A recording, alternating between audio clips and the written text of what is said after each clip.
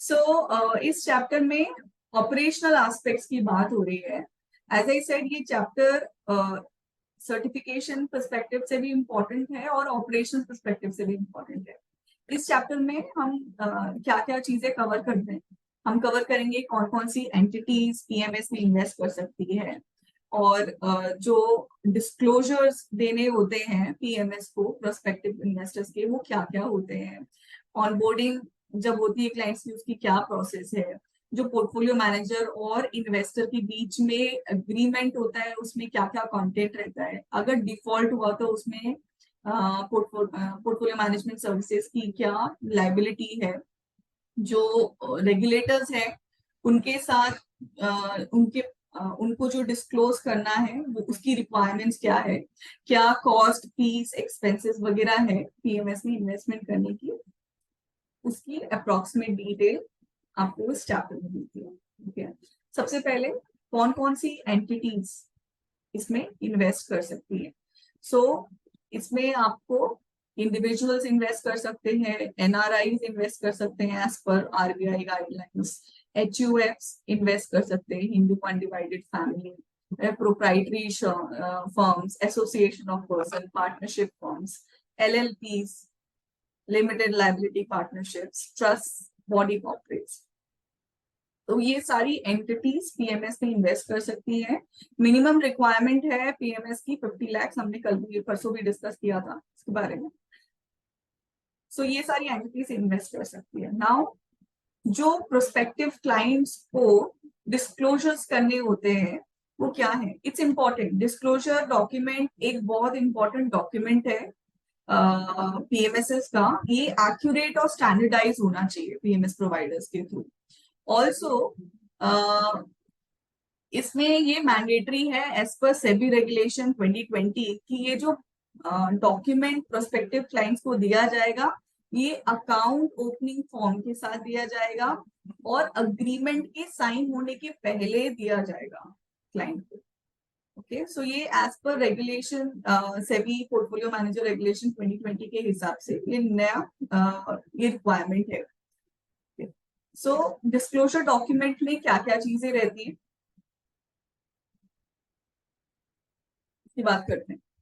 Please ये आप statement जरूर नोट कीजिएगा कि डिस्क्लोजर डॉक्यूमेंट जो है वो मैंडेटरी है कि साइन होने के पहले, अग्रीमेंट में साइन होने के पहले, कभी भी उसके पहले या एग्रीमेंट एंटर होते वक्त, उस टाइम पे ये डॉक्यूमेंट मैंडेटरी है कि प्रोवाइड किया जाए प्रोस्पेक्टिव इन्वेस्टर को। और हार्ड कॉपी सॉफ्ट कॉपी के थ्रू भी दे सकते हैं, इसके अकाउंट ओपनिंग फॉर्म के साथ तो देते हैं, सॉफ्ट कॉपी के थ्रू भी दे सकते हैं। ऑल्सो पोर्टफोलियो मैनेजर की जो वेबसाइट है उस पे ये डॉक्यूमेंट हमेशा रहना चाहिए और इसकी जो लैंग्वेज है वो क्लियर, कंसाइज, इजी अंडरस्टैंडेबल होनी चाहिए। अब इसमें क्या क्या चीजें आती हैं। सबसे पहले इसमें आता है डिस्क्लेमर क्लॉज, जो डिस्क्लेमर्स रहते हैं। इसमें सबसे पहला स्टेटमेंट रहता है एज पर सेबी रेगुलेशन 2020 कि जो डॉक्यूमेंट है ना तो वो अप्रूव्ड है ना डिसअप्रूव्ड है सेबी के थ्रू, ना सेबी सर्टिफाई करता है इसकी एडिक्वेसी या एक्यूरेसी, इसके डॉक्यूमेंट की कंटेंट्स की, इसका डिस्क्लेमर रहता है। दूसरा, इसमें डेफिनेशंस रहती हैं। तो जो भी टर्म्स यूज किए हुए हैं डॉक्यूमेंट में, एक तो यूनिफॉर्मिटी होनी चाहिए टर्म्स में, मतलब एक टर्म का जो मीनिंग है वो डिफरेंट नहीं होना चाहिए बार बार जब यूज कर रहे हैं उसको। और अगर कोई नया टर्म है मेंशन तो वो क्लियरली डिफाइन होना चाहिए। तीसरा है डिस्क्रिप्शन। तो डिस्क्रिप्शन में होता है जो हिस्ट्री है, प्रेजेंट बिजनेस है, बैकग्राउंड है पोर्टफोलियो मैनेजर का, जो डायरेक्टर्स हैं और प्रोमोटर्स हैं पोर्टफोलियो मैनेजर के, उनका बैकग्राउंड क्या है। अगर कोई जो डिटेल्स सर्विसेज प्रोवाइड हो रही हैं जैसे discretionary, non discretionary, advisory services, वो कौन सी है, उसका डिस्क्रिप्शन। चौथा इंफॉर्मेशन मेंशन होता है penalties, litigation proceedings, inspection, investigation. इसमें अगर कोई भी पेनल्टी या डायरेक्शन दिया गया है उसका नेचर डिस्क्लोज होता है। और अगर कोई इकोनॉमिक ऑफेंस की वजह से पेनल्टी और फाइन लगाई गई है उसकी डिटेल्स, या फिर किसी सिक्योरिटी लॉस के वायलेशन में कोई पेनल्टी फाइन लगाई गई है उसकी डिटेल्स, कोई मटीरियल लिटिगेशन लीगल प्रोसीडिंग्स है पेंडिंग की पर्सनल के अगेंस्ट या पोर्टफोलियो मैनेजर के अगेंस्ट, उसका डिस्क्लोजर। इसके अलावा एक सेपरेट डिस्क्लोजर की क्रिमिनल केसेस कोई पेंडिंग तो नहीं है, उसका डिटेल। कोई भी इंक्वायरी या एजुकेशन प्रोसीडिंग्स अगर सेबी ने इनिशिएट की है पोर्टफोलियो मैनेजर के अगेंस्ट या डायरेक्टर्स के अगेंस्ट, प्रिंसिपल ऑफिसर के अगेंस्ट, किसी एम्प्लॉय या किसी ऐसे पर्सन के अगेंस्ट जो directly indirectly portfolio manager, director, principal officer या एम्प्लॉय से कनेक्टेड है, उसका डिस्क्लोजर रहता है। Then you have services offered, तो जो करेंट या प्रेजेंट इन्वेस्टमेंट ऑब्जेक्टिव या पॉलिसीज हैं जिसमें डिफाइन होता है कि किस तरह की सिक्योरिटीज रहेंगी इन्वेस्टमेंट के लिए। तो ये डॉक्यूमेंट जो है क्लियर होना चाहिए, कंसाइज होना चाहिए, ताकि जो प्रोस्पेक्टिव इन्वेस्टर है उनको समझ में आ सके कौन सी इन्वेस्टमेंट अप्रोच ली गई है पोर्टफोलियो मैनेजर के थ्रू। ऐसी कोई पॉलिसी जिसमें ये डिफाइन किया गया है कि इतना मैक्सिमम परसेंटेज इन्वेस्ट कर सकते हैं एसोसिएट या ग्रुप कंपनीज में पोर्टफोलियो मैनेजर की। रिस्क फैक्टर्स डिफाइंड होते हैं, इसके लिए स्टेटमेंट्स मेंशन होते हैं, आपने सुने भी होंगे ऐसे स्टेटमेंट्स। ये स्टेटमेंट रहता है जैसे security investment subject to market risk and there is no assurance or guarantee that the objective of the investment will be achieved. दूसरा स्टेटमेंट रहता है कि past performance of the portfolio manager does not indicate future performance. तीसरा ऐसे risk mention रहते हैं जिसकी वजह से investment approach, investment objective, investment strategy, asset allocation की वजह से अगर कोई रिस्क है उसका डिटेल्स, किसी नॉन डाइवर्सिफिकेशन की वजह से रिस्क है उसका डिटेल्स, अगर पोर्टफोलियो मैनेजर की कोई प्रीवियस कोई एक्सपीरियंस नहीं है, कोई ट्रैक रिकॉर्ड नहीं है, उसकी वजह से रिस्क है तो उसका डिस्क्लोजर। कोई भी जो लोग जैसे मैनेजर या एम्प्लॉय जो डायरेक्टली इन्वॉल्व होते हैं इन्वेस्टमेंट ऑपरेशंस में, तो उनके जो ट्रांजैक्शंस हैं सिक्योरिटीज के, अगर उनका कोई कॉन्फ्लिक्ट ऑफ इंटरेस्ट है उन ट्रांजैक्शंस का, तो उसका भी डिस्क्लोजर होता है। तो अगर पोर्टफोलियो मैनेजर की जो ग्रुप कंपनीज हैं उससे रिलेटेड जो सर्विसेज ऑफर हो रही हैं उसमें कोई कॉन्फ्लिक्ट ऑफ इंटरेस्ट है तो उसका भी डिस्क्लोजर रहता है। Then you have client representation, इसमें category of client, number of clients, कौन कौन से फंड्स मैनेज्ड हैं, डिस्क्रिशनरी नॉन डिस्क्रिशनरी अगर है available. Then you have financial performance, मतलब ऑडिटेड फाइनेंशियल स्टेटमेंट्स की परफॉर्मेंस एज पर प्रोसीजर जो सेबी ने डिफाइन की है उसके हिसाब से। परफॉर्मेंस ऑफ पोर्टफोलियो मैनेजर, मतलब पिछले 3 साल का जो पोर्टफोलियो मैनेजमेंट का परफॉर्मेंस है वो रहना चाहिए। जो रिटर्न्स है वो time weighted rate of returns होने चाहिए। प्लीज नोट दिस, पिछले 3 साल का परफॉर्मेंस, उसके साथ जो रिटर्न्स होते हैं वो time weighted rate of return होना चाहिए, TWRR जिसको बोलते हैं। ओके, कोई ऑडिट ऑब्जर्वेशन है पिछले 3 साल की वो मेंशन होती है। कोई जो एक्सपेंसेस हैं, जैसे इसमें पीएमएस में एक्सपेंसेस होते हैं investment management advisory fees, custodian fees, RTA fees, brokerage transaction cost, ये सारे एक्सपेंसेस मेंशन होंगे कितने वो किस तरह के एक्सपेंसेस हैं। और टैक्सेशन, कोई टैक्स इम्प्लीकेशंस रहेगी because tax is on the hands of investor, तो जो टैक्स इम्प्लीकेशंस आ सकती हैं क्लाइंट को इन्वेस्टमेंट की, और कोई टीडीएस अगर डिडक्टेड है तो उसकी डिटेल, डिडक्ट होगा तो उसकी डिटेल। कौन सी अकाउंटिंग पॉलिसी अडॉप्ट की है पीएमएस ने उसकी डिटेल्स। कोई जो पर्सन है जो क्लाइंट की क्वेरीज और कंप्लेंट्स हैंडल करते हैं उनको बोलते हैं इन्वेस्टर रिलेशन ऑफिसर, उनका नाम, एड्रेस, टेलीफोन नंबर मेंशन होना चाहिए। और ग्रीवेंस रिड्रेसल और डिस्प्यूट सेटलमेंट मैकेनिज्म डिफाइंड रहना चाहिए डॉक्यूमेंट में।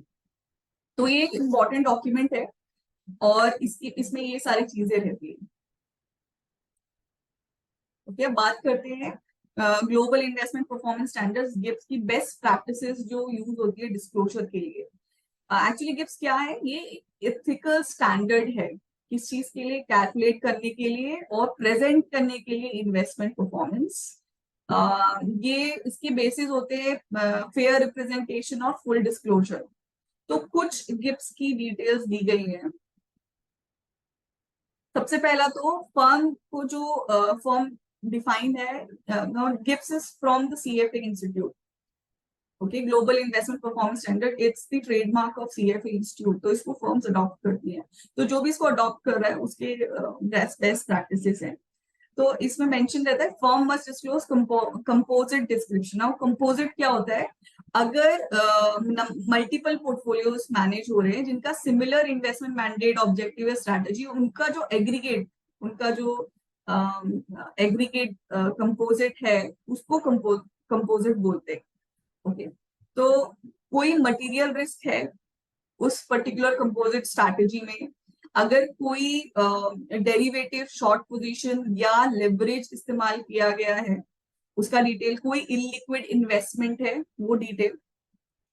सेकंड है बेंचमार्क की डिस्क्रिप्शन डिस्क्लोज करनी है कि क्या क्या फीचर्स है बेंचमार्क के, क्या नाम है बेंचमार्क का, कोई पॉइंट ऑफ रेफरेंस है या कोई इंडेक्स है जो यूज किया गया है। इसके अलावा अगर ग्रॉस फी रिटर्न प्रेजेंट कर रहे हैं तो कोई और फीस अगर डिडक्ट हुई है अदर देन ट्रांजेक्शन कॉस्ट, वो मेंशन, वो डिस्क्लोज करनी है। अगर नेट ऑफ फीस प्रेजेंट कर रहे तो बाकी दूसरी फीस जो उसमें नेट हो रही है वो डिस्क्लोज करनी है। जैसे अगर इन्वेस्टमेंट मैनेजमेंट फीस के और ट्रांजेक्शन कॉस्ट के अलावा कोई फीस है और परफॉर्मेंस बेस्ड फीस है या कैरिड इंटरेस्ट है, तो वो सारी इंफॉर्मेशन मेंशन होनी चाहिए।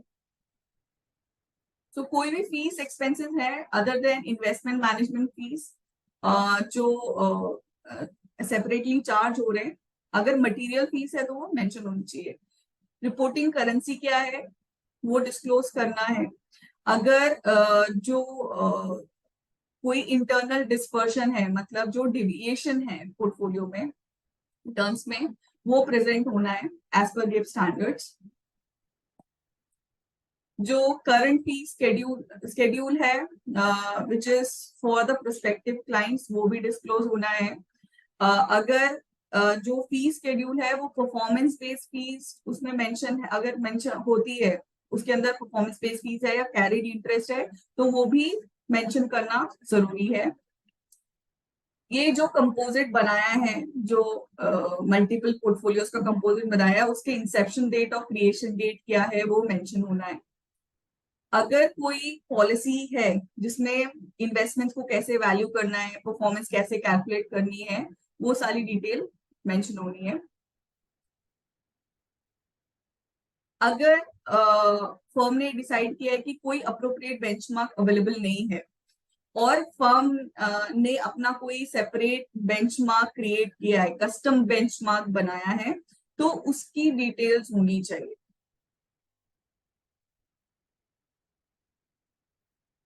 ओके, उसका रीजन भी मेंशन होना चाहिए कि अगर कोई अप्रोप्रिएट बेंचमार्क नहीं है और अगर कोई कस्टम बेंचमार्क है तो उस बेंचमार्क के कंपोनेंट, वेट, रीबैलेंसिंग प्रोसेसेस वो होनी चाहिए, उसकी कैलकुलेशन मेथोडोलॉजी होनी चाहिए और क्लियरली लेबल होना चाहिए कि ये कस्टम बेंचमार्क है।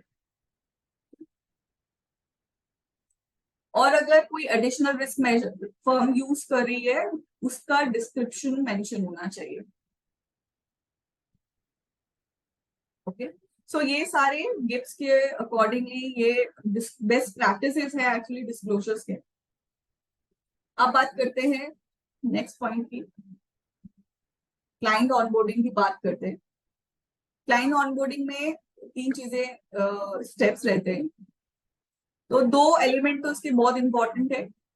पहला है उस क्लाइंट को ऑनबोर्ड करना, जिसमें सबसे पहला पॉइंट है कि जो डिस्क्लोजर डॉक्यूमेंट जो हमने सबसे पहले बात करी, जो इम्पोर्टेंट डॉक्यूमेंट है, साइन एग्रीमेंट साइन होने के पहले ये डिस्क्लोज होना है क्लाइंट को, जिसमें बहुत सारे एलिमेंट्स की हमने डिस्कशन करी, और साइन होने के पहले, डॉक्यूमेंट में साइन होने के पहले ये डिस्क्लोज होना है। केवाईसी रिक्वायरमेंट फुलफिल होनी है। एक बार डिस्क्लोजर हो गया, साइन हो गया एग्रीमेंट, फिर केवाईसी रिक्वायरमेंट फुलफिल होती है। एक्चुअली सारे investor has to undergo KYC requirements, और it is in according to the regulation of PMLA. PMLA मतलब prevention of money laundering act 2002, उसके आगे उसके बेसिस पे केवाईसी रेगुलेशंस हैं, and it is mandatory that every investor should be KYC compliant. इसमें आपको I think no need to repeat, but proof of identity की verification of proof of residence का verification, जो आइडेंटिटी होती है उसमें फोटोग्राफ रहती है।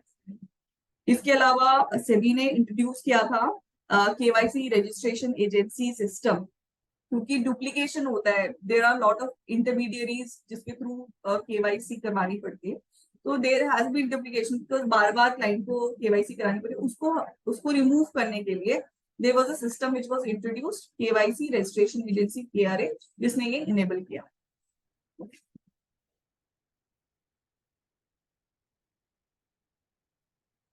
रेसिडेंस की तो सिंपल है, जो डॉक्यूमेंट होता है केवाईसी का जो फॉर्म होता है वो एक्चुअली फाइनलाइज हुआ है सरसाई का, central registration of securitisation asset reconstruction and security interest of India, CERSAI, उसने फाइनलाइज किया है, that document is there for KYC.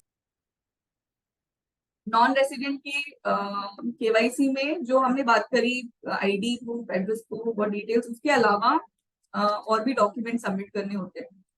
उनको अपना true copy, certified copy of passport, उनका ओवरसीज एड्रेस, उनका परमानेंट एड्रेस और उनका पीआईओ कार्ड का सर्टिफाइड ट्रू कॉपी सबमिट करना होता है। अगर मर्चेंट नेवी एनआरआई है तो उनको मरीनर्स डिक्लेरेशन होता है, या फिर सर्टिफाइड कॉपी ऑफ सीडीसी जिसको कंटिन्यूअस डिस्चार्ज सर्टिफिकेट बोलते हैं, वो सबमिट करना होता है। These documents are to be assisted if they are overseas NRI, so they are attested either by consulate or they can be attested by the commercial bank, जो Indian commercial bank है उनकी overseas branches है, वहां से attest हो सकते हैं।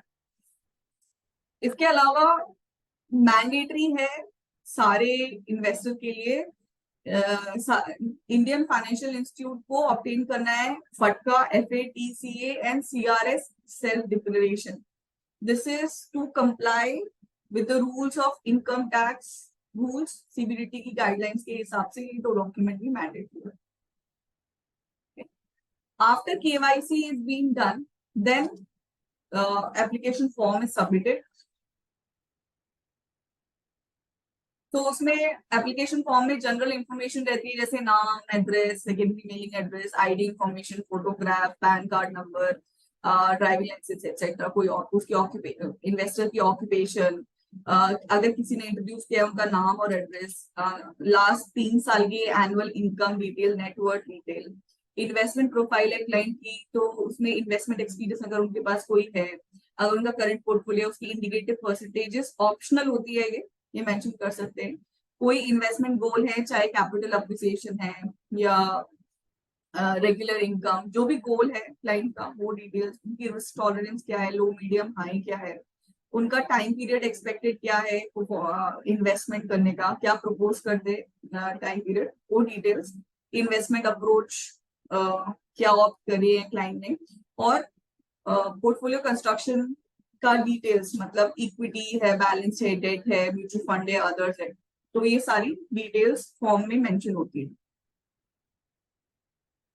सो दो एलिमेंट है कस्टमर लाइफ साइकिल के, जिसमें क्लाइंट ऑनबोर्डिंग है और रिपोर्टिंग है। सो ऑनबोर्डिंग में सारे 3 रिक्वायरमेंट है, उसके बाद then there is reporting of the clients.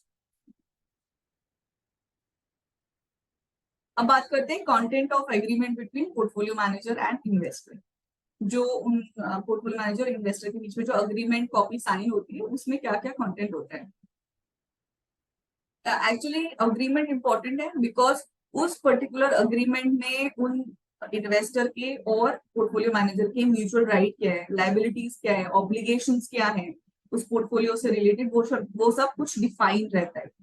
तो it is an important document. इसमें क्या क्या चीजें होती है, जो इन्वेस्टमेंट ऑब्जेक्टिव है, सर्विसेज जो प्रोवाइड होंगी, कॉन्ट्रैक्ट पीरियड क्या है, या अर्ली अगर टर्मिनेशन होता है तो उसका प्रोविजन क्या है, investment approach, area of investment restriction, अगर क्लाइंट कोई particular sector specific, company specific restriction डालना चाहते हैं, उसकी कोई डिटेल, इन्वेस्टमेंट अप्रोच क्या लेंगे उसकी डिटेल, कौन कौन से तरह के इंस्ट्रूमेंट या कितना कितना एक्सपोजर प्रोपोर्शन में हो सकता है उस पोर्टफोलियो में, पोर्टफोलियो इन्वेस्टमेंट का टाइम पीरियड क्या होगा, उसका टेन्योर क्या होगा इन्वेस्टमेंट का, अगर अर्ली विड्रॉल होगा उसकी टर्म्स क्या होंगे फंड्स या सिक्योरिटीज के, अगर जो अमाउंट इन्वेस्ट हो रहा है उसमें कोई रिस्ट्रिक्शन है क्या एज पर रेगुलेशन, वो वाली details. Any which is risk involve management और पोर्टफोलियो को मैनेज करने के लिए जो रिस्क इन्वॉल्व है उसकी डिटेल्स, सिक्योरिटी की डिटेल्स, कोई फी पेबल है क्लाइंट की कोई पर्टिकुलर सर्विस एक्टिविटी के लिए, वो वाली डिटेल्स मेंशन होनी चाहिए। Accounting terms, audit, any reports जो एज पर रेगुलेशंस जो जाएंगी वो वाली डिटेल्स। कोई और टर्म्स एंड कंडीशंस है तो those details are also to be mentioned in that agreement.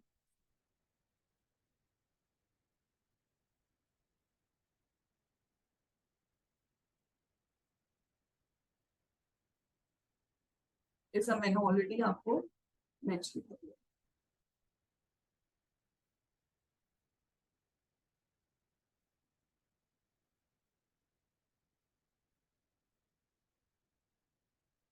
So I'm not repeating it again. I've already mentioned, ये सारे points मैंने already mention कर दिए हैं in brief. So ये सारे points हैं. So let's move ahead. बाकी और ऑपरेशनल मैटर्स और क्या क्या है इसमें। सबसे पहले डायरेक्ट ऑनबोर्डिंग।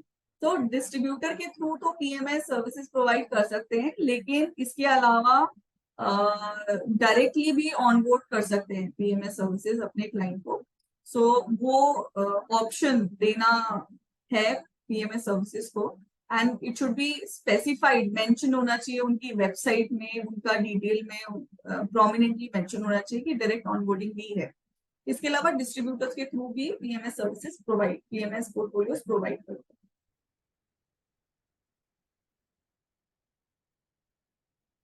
मिनिमम कॉर्पस तो 50 लाख, जो 50 लाख आते हैं पोर्टफोलियो में पीएमएस की इन्वेस्टमेंट में, वो मिक्स हो सकता है सिक्योरिटीज का, फंड्स का, टोटल कैश भी हो सकता है, टोटल सिक्योरिटीज भी हो सकती है, और मिक्स भी हो सकता है। तो टोटल 50 लाख होना चाहिए, और वैल्यूएशन ऑन द डे, जिस डेट पे ऑनबोर्डिंग हो रही है उसके हिसाब से सिक्योरिटीज की वैल्यूएशन होगी।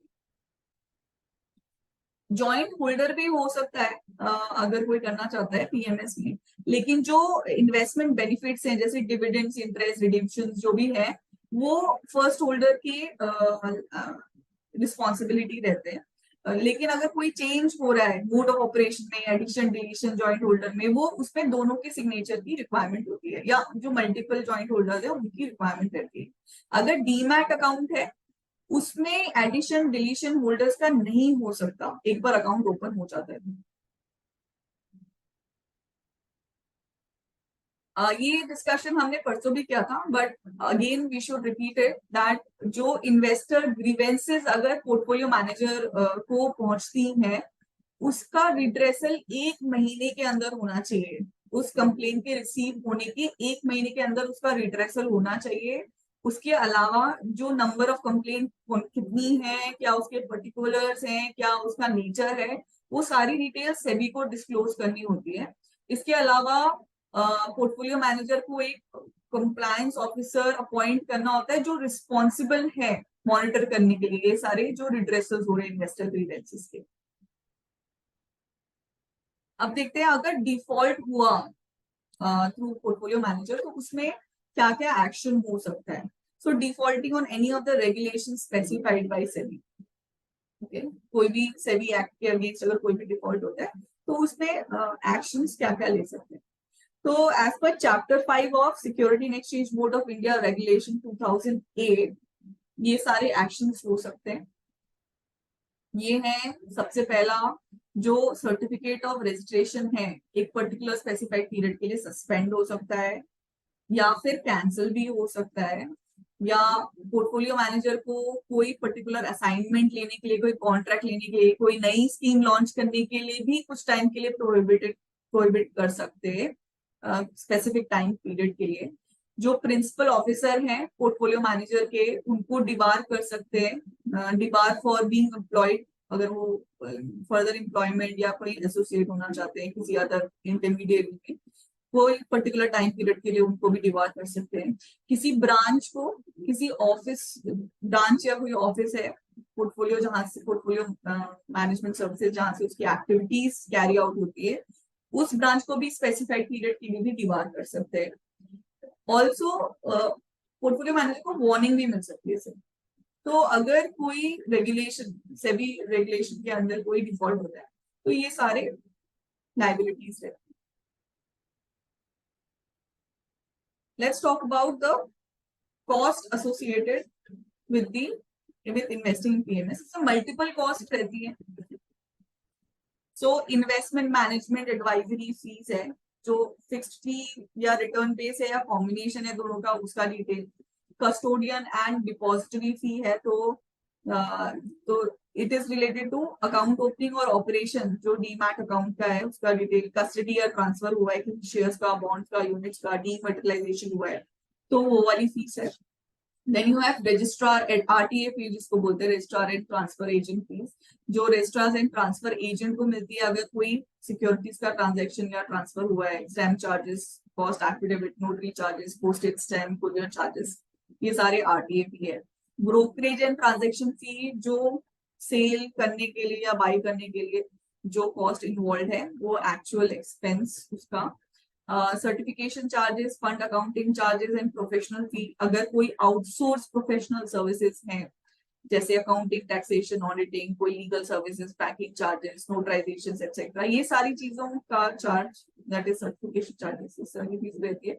अगर कोई इंसिडेंटल एक्सपेंसेस है जैसे आपके franking charges, notary charges, service tax, statutory devices, any other expenses, कोई बैंक अकाउंट ओपन करना, ट्रेडिंग अकाउंट, डीमैट अकाउंट को ओपन करना, वो वाले टेलीफोन चार्जेस, पोस्टल चार्जेस, छोटे इंसिडेंटल एक्सपेंसेस है, ये भी रहते हैं। And then you have exit load also. हमने एग्जिट लोड की डिस्कशन कल किया था, परसों किया था सॉरी। इसमें फर्स्ट अगर 1 साल हो जाता है, अगर कोई पहले तो कोई रिस्ट्रिक्शन नहीं है किसी क्लाइंट पे अर्ली विड्रॉल का, ओके, सिर्फ एग्जिट लोड है। तो एग्जिट लोड में फर्स्ट ईयर होने के 1 साल होने के बाद 3% का है ऑफ द अमाउंट रिडीम। 2 साल हो जाते हैं तो 2%, 3 साल हो जाते हैं तो 1%, और उसके बाद 3 साल के बाद there is no exit load.